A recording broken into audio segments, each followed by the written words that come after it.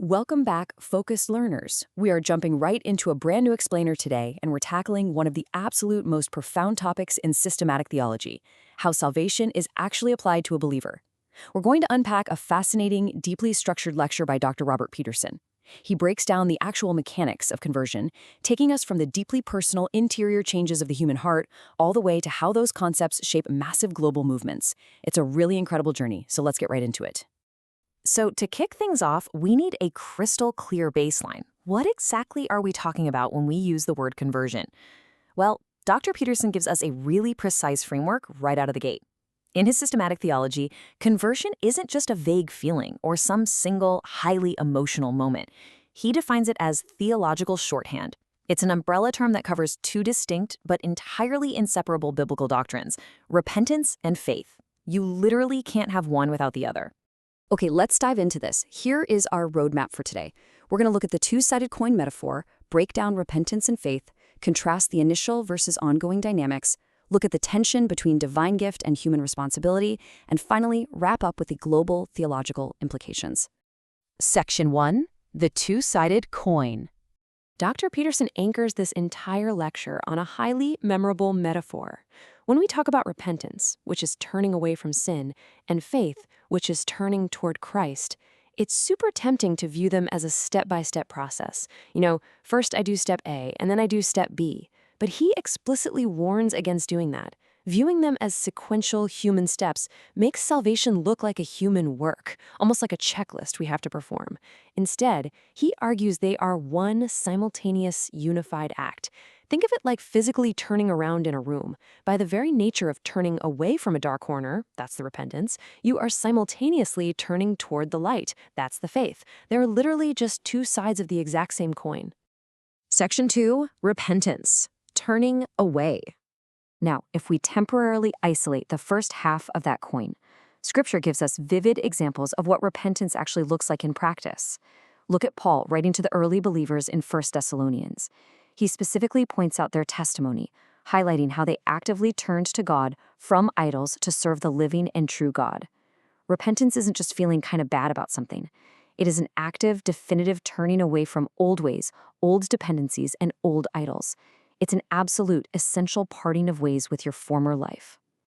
Which brings us to Section 3, faith, turning toward. But as we just established, you can't turn away from something without turning toward something else. Dr. Peterson brings in a classic post-reformational framework to demystify faith, using 3 Latin terms. But don't let the jargon throw you. They make perfect sense. First is notitia, or knowledge. You have to actually hear and know the facts of the gospel message. You can't believe in something you've never even heard of, right? Second is a sensus, or assent. This just means you agree that those facts are objectively true. But knowing and agreeing, still not enough on their own. That brings us to the third and most crucial aspect, fiducia, or trust. This is where you personally rest in and rely on Christ. You aren't just acknowledging historical facts anymore. You are putting your personal trust in them. Again, not sequential steps to earn salvation, but rather the 3 necessary aspects of genuine saving faith. I absolutely love how this brilliantly illustrates the way these two concepts, repentance and faith, synthesize back together in the real world. Dr. Peterson highlights this phenomenal quote from theologian John Murray, and honestly, it's worth memorizing. The faith that is unto salvation is a penitent faith, and the repentance that is unto life is a believing repentance. Do you see how permanently interwoven they are? Arguing over which one takes priority is kind of pointless, because genuine biblical conversion always features both acting in total unison. All right. Section 4, initial versus ongoing dynamics. So how does this actually play out over time? Well, Dr. Peterson makes a huge point here. Conversion isn't just locked in the past. We have to distinguish between 2 distinct phases. There's the initial saving evangelical conversion. That's the once and for all turning from sin to Christ. But there is also the ongoing sanctifying Christian repentance and faith, and that is a lifelong, daily process. Believers don't just repent once and call it a day. Daily repentance, and let's be real, sometimes way more often than daily, is a normal, totally expected fruit of that initial conversion. You're continually repenting of daily stumbles and actively renewing your faith day by day. The biblical imagery here is intensely visual for describing this ongoing daily battle. Think about Paul in Ephesians using the imagery of changing clothes, taking off the old, corrupted habits, that's daily repentance, putting on the new, righteous ways, that's daily obedience. And for ongoing faith, Scripture uses the metaphor of walking. 2 Corinthians reminds believers that we walk by faith, not by sight. It's a step-by-step daily journey that requires constant trust in a Savior we can't physically see right now. Section 5. Divine Gift, Human Responsibility. Now, this brings us to one of the absolute most debated tensions in all of theology. So I want to throw this over to you for a second. How would you answer this? Is the act of conversion, this turning away from sin and trusting in Christ, is it entirely the sovereign work of God, or is it entirely the free will responsibility of the human being? According to Dr. Peterson's Reformed theological framework, the answer is remarkably symmetrical. He impartially lays out the scriptures, showing that it is fully both. On one side, Scripture clearly states conversion is God's gift. Acts 11 explicitly says God granted repentance to the Gentiles.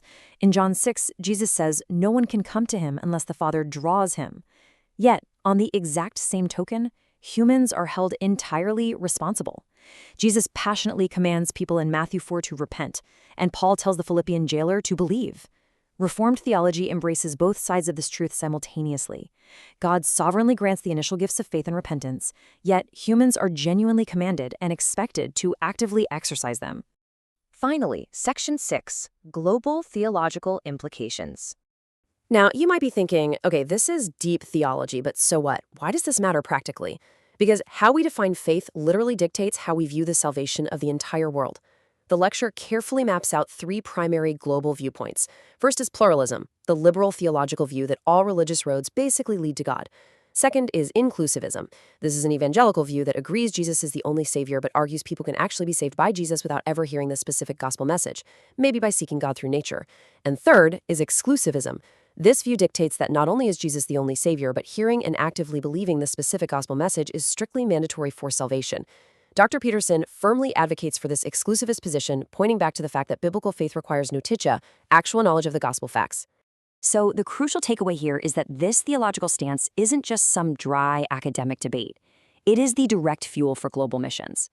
The lecture highlights the Lausanne Covenant, which was produced by believers from over 150 nations. It firmly rejects pluralism and commits to proclaiming Christ to all humankind.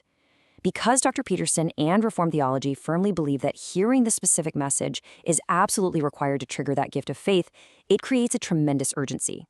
It's exactly why organizations like Transworld Radio exist, literally beaming the gospel into closed countries so that the unreached have the actual facts of the gospel to place their trust in.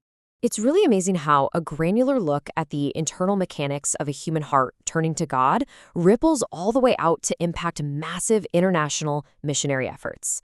So I want to leave you with this to reflect on.